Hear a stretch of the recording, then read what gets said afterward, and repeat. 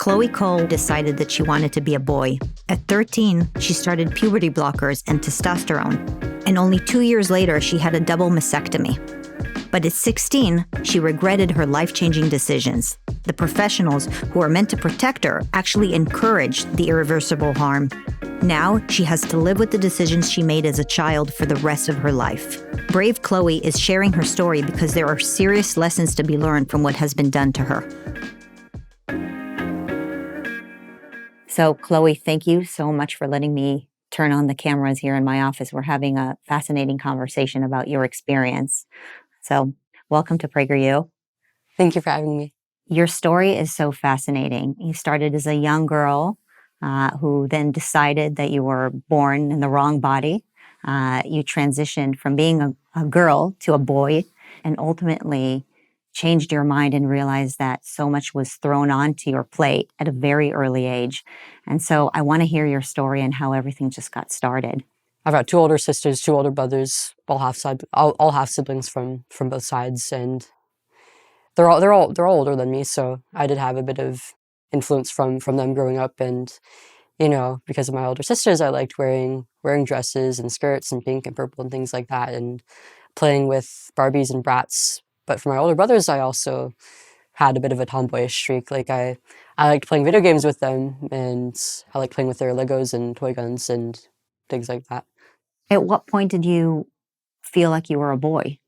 I am also on the spectrum, and growing up I did have some difficulties with socializing, especially with other girls my age. I didn't really fit in with them so much as I did with the boys. And when I was younger, this didn't really bother me, but as I got older and I hit puberty and got into middle school and socializing got more cliquey and gender oriented, I started to wonder if there was something wrong with me, and I didn't know what was separating me from these other girls and why I was different from them.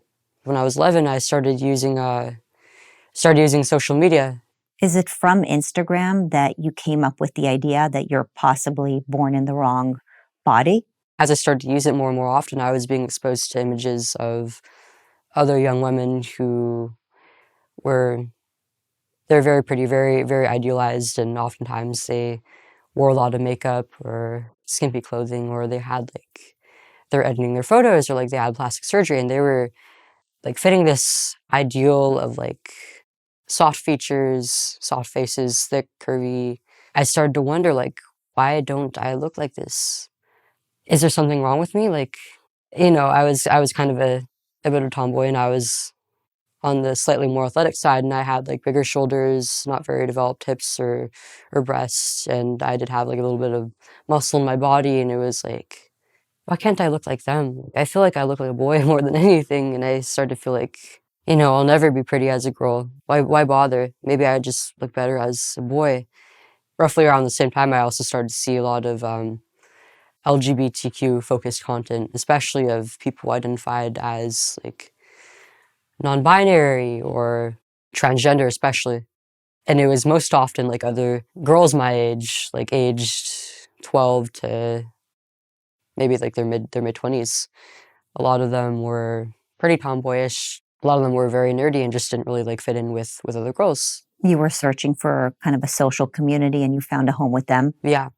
And I wasn't really directly involved in the community, but after being exposed to this content for some time, it was only natural that I started to ponder my own identity, who am I attracted to? What is my gender identity? Am I even a girl? And because I never really fit in with other girls my age, and I started to feel maybe I'm just not a girl. Maybe I'm just a boy.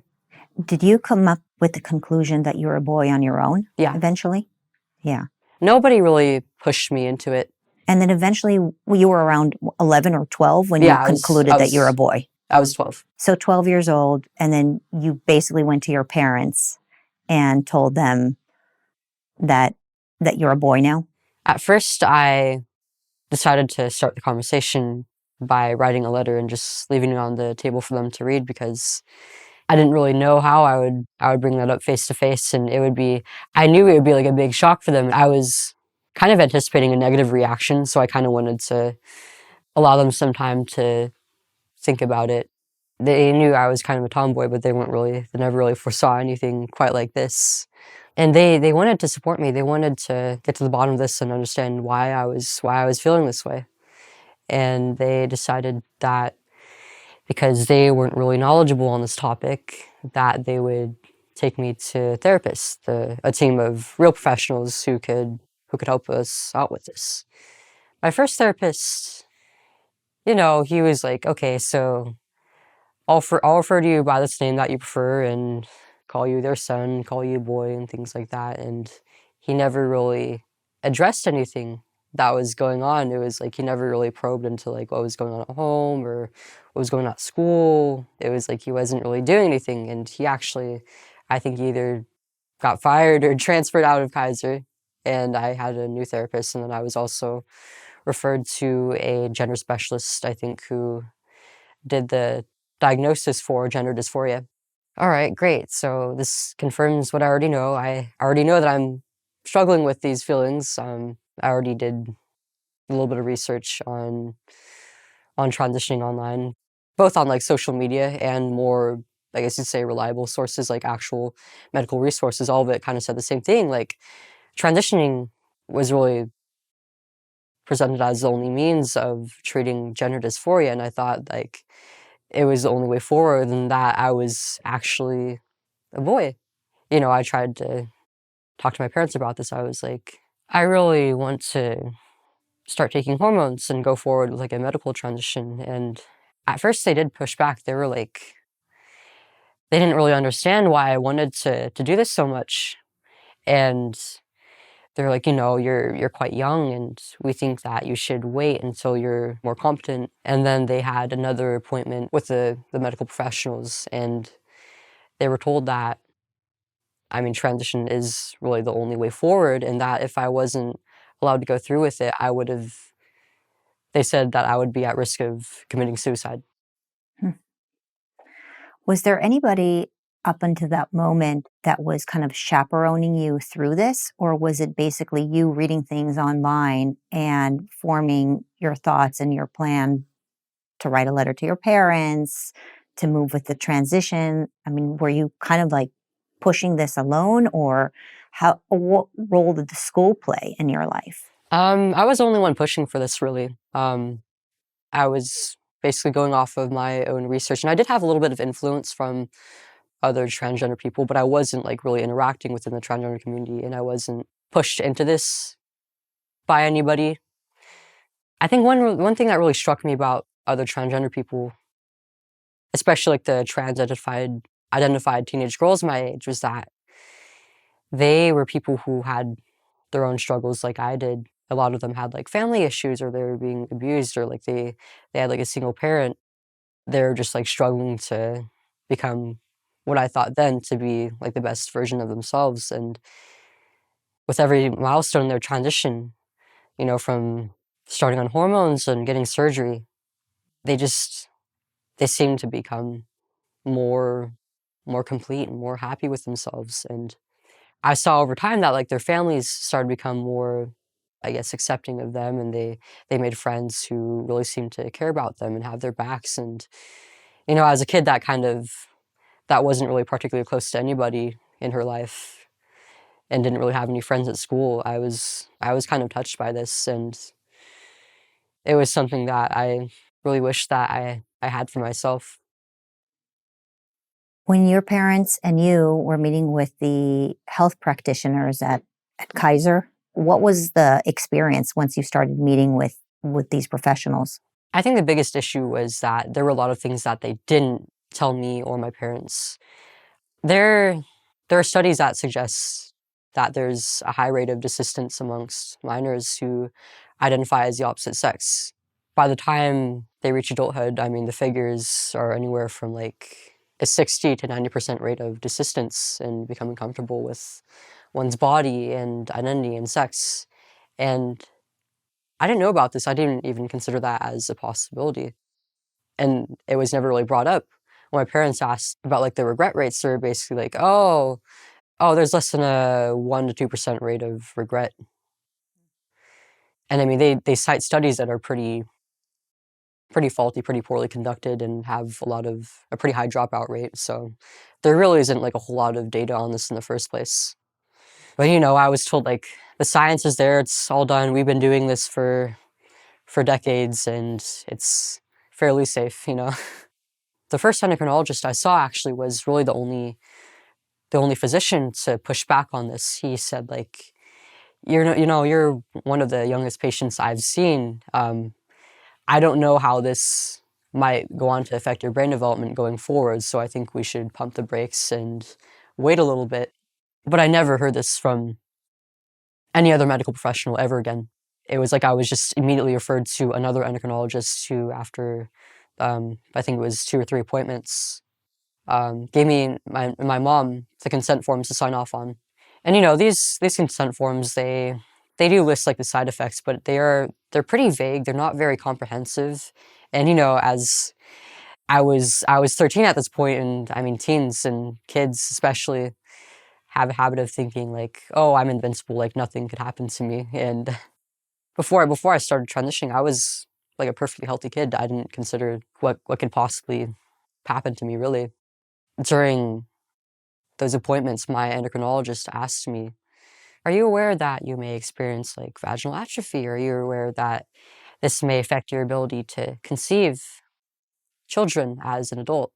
And, you know, as a kid, it was just like, "Oh, yeah, yeah, I know. I've done my research." And then, you know, when she told me about the potential impact it might have on my fertility, it was like, "Oh, no, I don't wanna have kids," 'cause I was 13, I was a kid. Yeah. Like, how could I know? What a I mean, huge responsibility to put on children to make that decision, right? yeah. I mean, I was just a kid. There was no way that I would've been thinking about that at the time.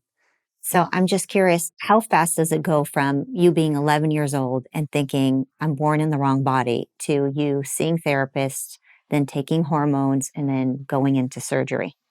I'd say it was maybe about half a year between me realizing that I felt like I was a boy instead of a girl and coming out to my parents, and then a month or 2 later, I got diagnosed with gender dysphoria.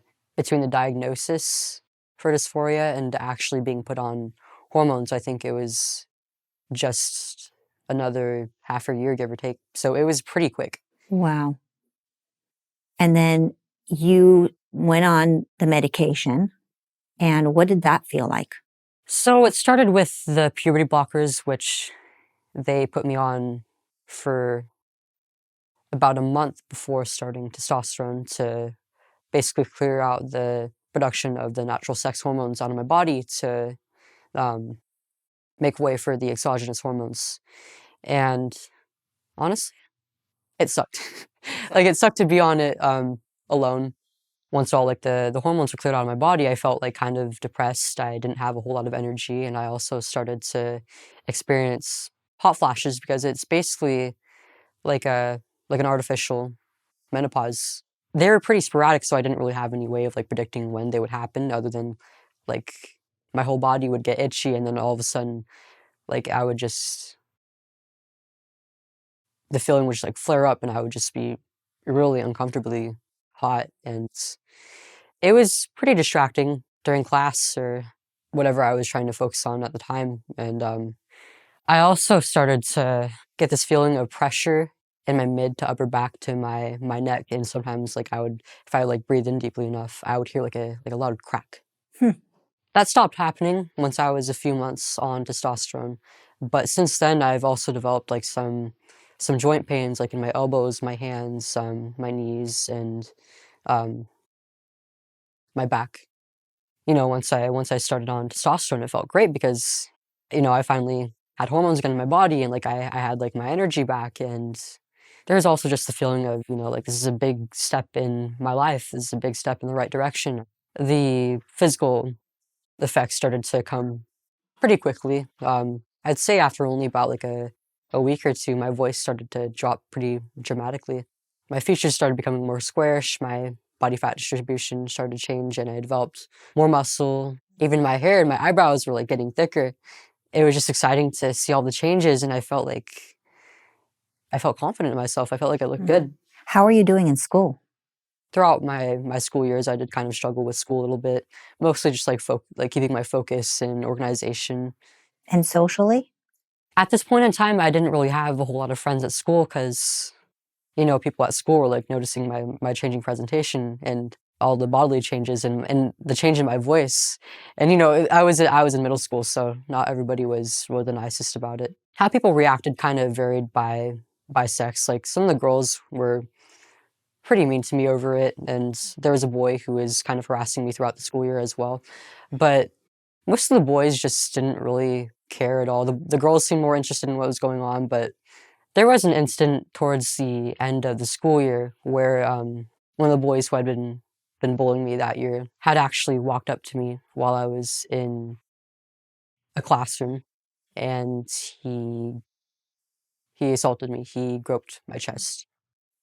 I was in shock, but I kind of just brushed it off. It was like nobody else in the class really seemed to either notice or care, and so maybe it doesn't really matter that much, and I should have, because I wanted to be a boy, it was like I just told myself to man up and get it over with, and I didn't really realize just how much that affected me.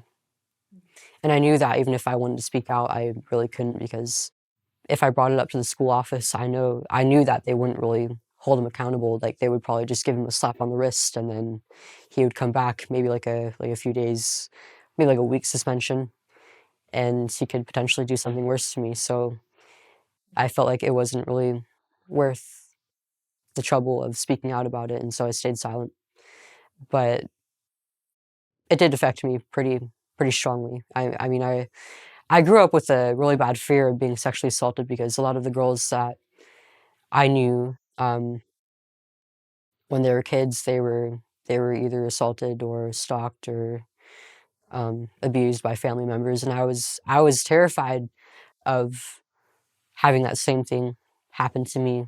At the time, I was only like 13. I wasn't very developed, and I wore like loose shirts, so I never thought like anybody would really notice that part of me. But that incident just made me very, very,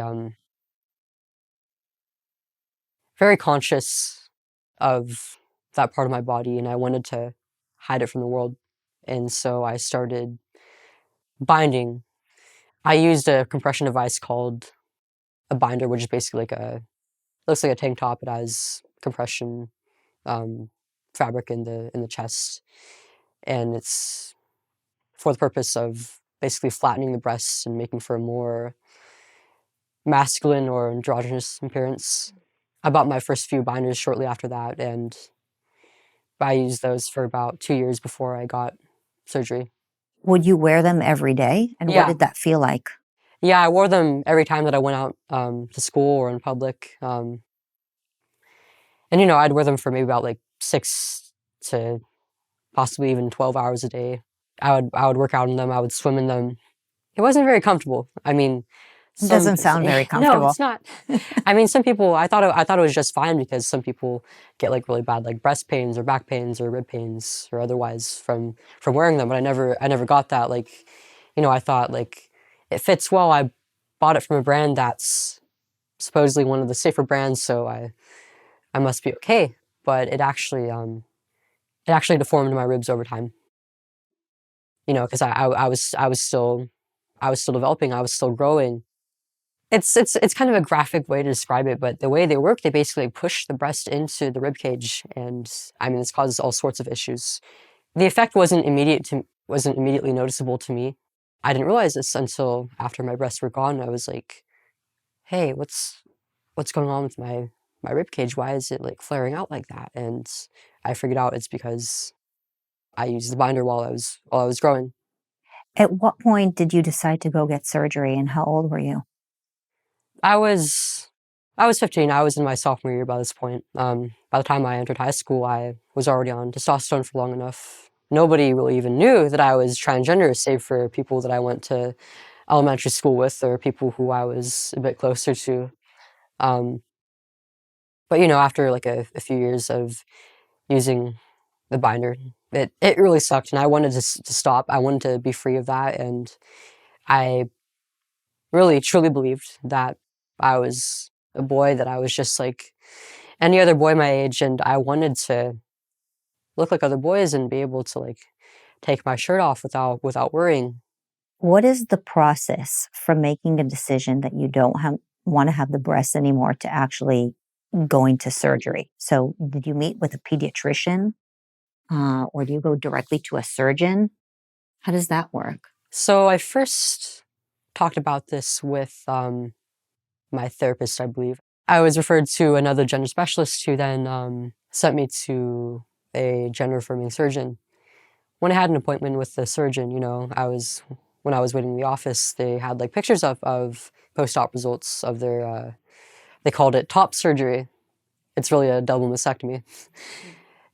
It was, it was all like people who were pretty well healed, like all things considered, like their scars and everything looked just fine. And it There seems was like they were doing a lot of them. I mean, was it like, oh, there are a whole yeah, bunch of people yeah, here who yeah. are There was like a lot removing of their pictures. breasts? There was a lot of pictures up. It kind of reinforced this idea that it was just like part of the process and just Oh, a a lot of people normal are thing. doing it. Yeah. Yeah. After that appointment with the surgeon, he was like, "Hey, you may want to attend this top surgery classroom that takes place in the hospital building." And I said, "Okay." And I went to it. It was basically for minors and their parents to attend to learn more about top surgery and all the different kinds of incisions and how it works. And I was it just going to was, ask you that. Were there a lot of other minors there getting top yeah, surgery or breast removal? yeah.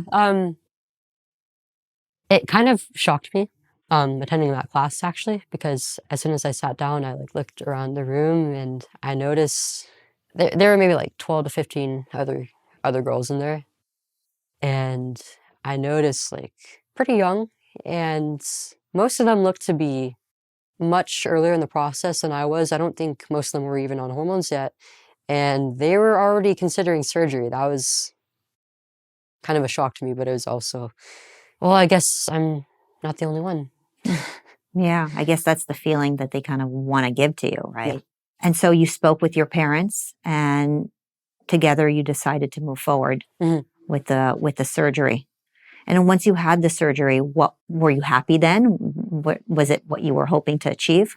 I remember the day of, I was pretty excited. Like it was a big step for me, and um, I remember being wheeled into the operating room, and I was pretty nervous. I still felt pretty confident about it. It was like I didn't have any doubts about it until after it happened. But there was like a young male nurse in the back of the room, um, preparing something, and I saw him like look back at me, and he looked very, very concerned, kind of like, "What am I doing? How old is that kid? That's a kid right there."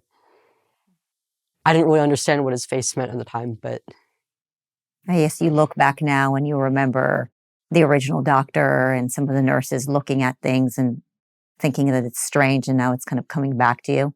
yeah, I was pretty confident that this was gonna work out for me, and I was looking forward to it, and when I woke up and all the medication wore off and I was ready to move around and go home, it was like, "Wow, I feel great." Like, I'm so happy.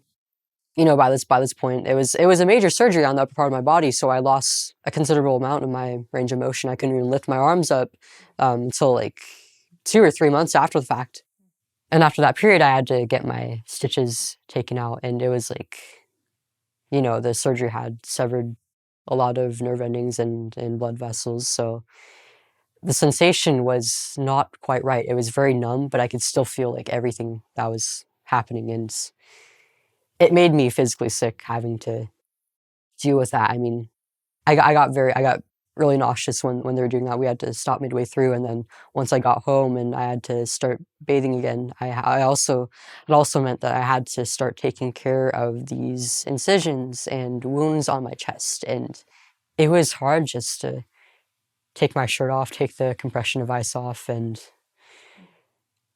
remove and reapply all the dressings and just see what was underneath. I could barely look at myself.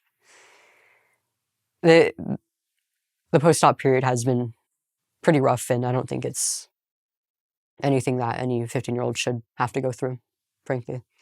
But I also missed out on a few events and social opportunities like parties and group outings and stuff like that. And I just couldn't leave the house because I was basically disabled. I wasn't really in a state to be going out on my own like that. And it really sucked. And I started to feel the sense of isolation. And during my next school year, COVID came up and they started doing all the lockdowns and distance learning and stuff like that. And that really reinforced the feeling of isolation that was already there tenfold. And, I started to withdraw because I wasn't really interacting with the outside world and I couldn't really go out. And I started using the internet a lot more often. I started being exposed to these images of other women again. And subconsciously, I started to realize I miss looking feminine. I miss looking pretty, and didn't realize at the time, but I was starting to regret my transition. I didn't like the way that testosterone was making me look anymore, and I wished for a more feminine form. And I secretly started to buy makeup and skirts and women's clothing again. I would just wear it in my room without anybody really knowing. I wouldn't tell anybody about it because I was so ashamed of myself. It was a hard thing to admit. But I didn't really fully realize my regret with my transition until 11 months after my surgery. I was in a lot of distress by this point. I wasn't really performing well at school. I was starting to not really even attend my online classes, so my parents decided to put me in a different program for school. One of the lessons I had was on child development, child psychology, and maternity. And I learned that breastfeeding was not only a means of feeding your child, but it's also one of the main ways that as a mother you bond with your kid. And I mean, I never really thought about this before. This was really the first time that I ever really thought about being a parent, even because I was a kid when I consented to all of this, and I wasn't really focused on things like that. I was worried about school or fitting in or getting my assignments in, but I never really thought about how being a parent would look for me one day. Deep down, I had a maternal instinct that wasn't really fostered at all because I was being socialized as a boy. I believed myself to be a boy, and I was developing like a boy because I was on cross-sex hormones. I started to realize what was really taken from me. Wow.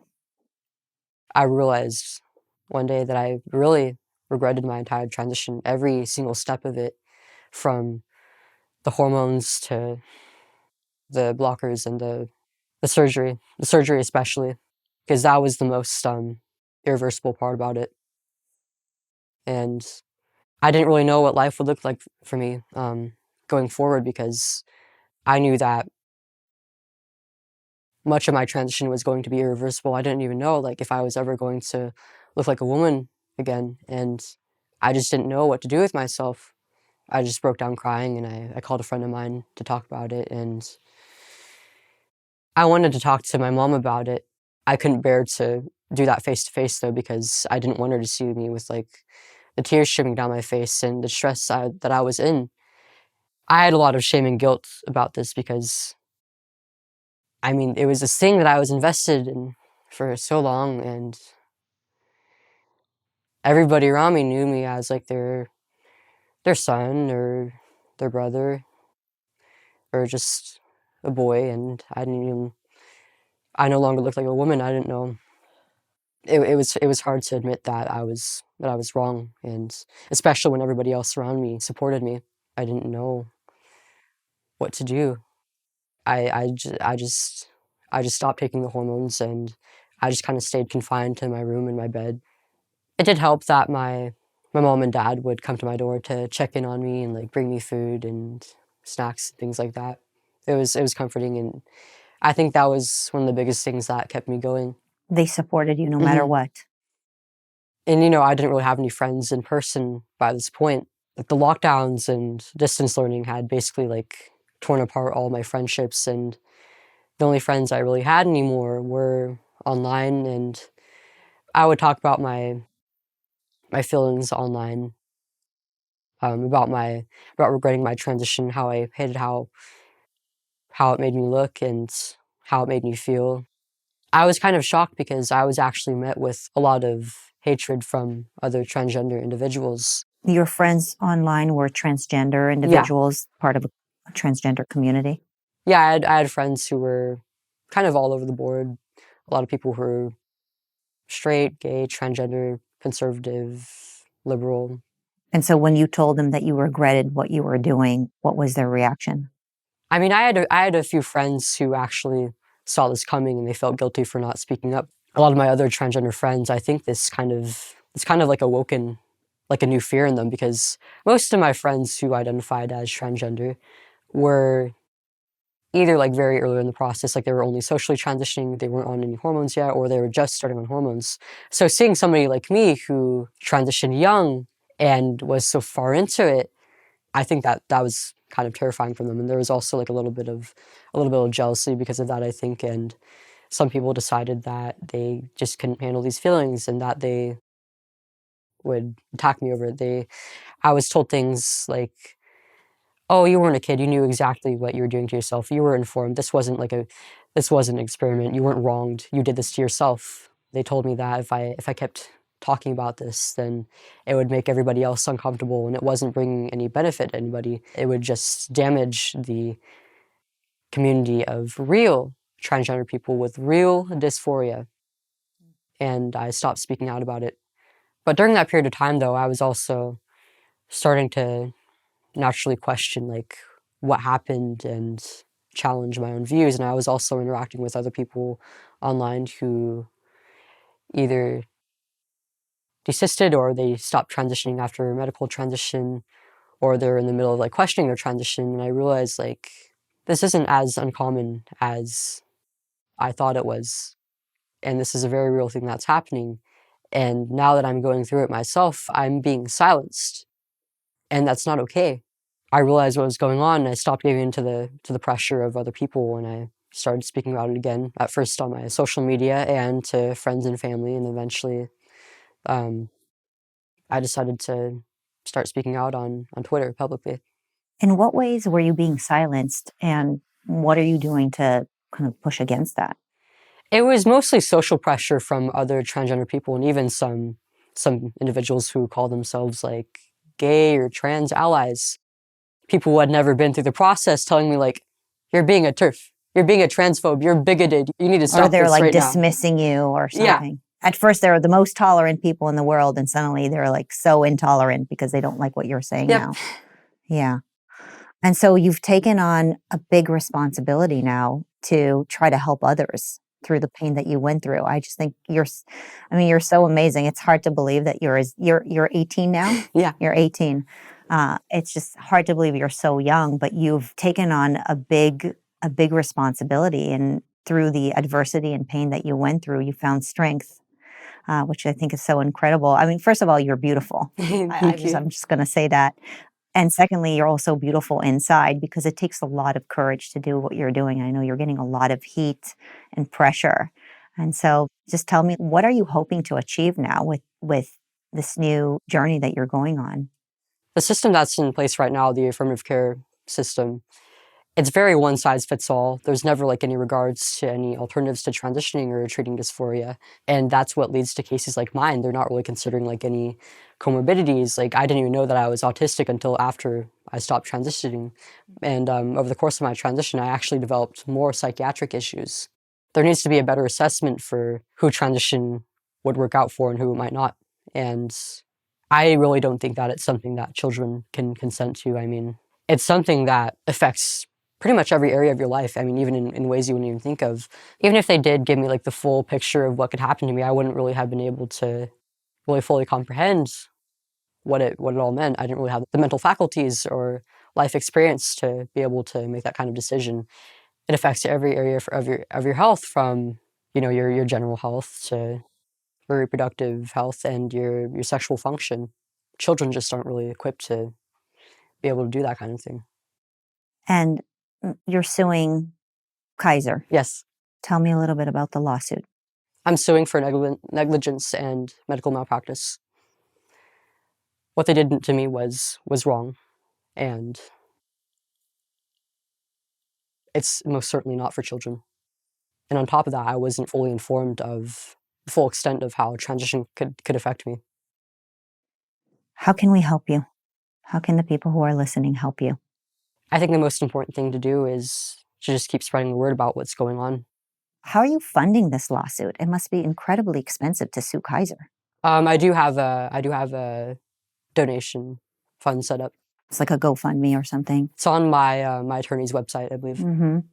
Another part of what I'd love to know is there's the court of law and there is the court of public opinion, and you're doing both, right? You're suing them in the court of law, but you're also speaking about your experience. And can people follow you? You have like an Instagram. I do have Instagram and YouTube, but my main platform is Twitter. My username is CHOOCOLE. And are you planning on going back to school? I do want to go to college. I am taking one class right now, but I do want to take more classes, and I think I want to eventually go on to get a degree. I'm not really sure what, I mean, I just don't really know what I want to do yet. There's so many possibilities. So normal for an 18-year-old. I mean, what you're already doing is so much bigger than what any 18-year-old would do. And I like doing it. Yeah. You and I had a conversation just before we sat down as we were walking in here, and I think is one that's really worth sharing with people out there. And that is, when you're a young girl, but even a grown woman, you can't expect to look at yourself all the time and feel like you're everything you were hoping you would see, right? Especially in the age of social media. Exactly. I mean, I look in the mirror and I'm critical of myself. And so this idea that you can look at yourself and just see everything you're hoping that you would see as you see on social media, and then live in this kind of, alternative virtual reality, it is no wonder why young folks are struggling like that. And so the idea that people are turning immediately to surgery or changing their gender is so dangerous. And I want anybody who is listening to us to know that from both of our experiences, mine a little longer than yours, none of us can always feel like we're everything we're hoping that we would look for. And that is not even something that we should strive towards. Absolutely. We should strive towards being happy with who we are, with the gifts that God has given us. And this whirlpool that you stepped into because you were looking at yourself and you were looking at the images on social and saying, well, I want to look like that. And if I don't look like that, I'm therefore not a woman, is so wrong. There is no woman out there, not even a supermodel, who looks at herself and says, I'm this perfect looking being. Nobody feels that way. And so if you're listening to this conversation, I want you to know that nobody ever feels like they look perfect. And that is totally fine, because we don't need to look perfect. And we should certainly not think that we need to change our gender because we don't look like some avatar on social media.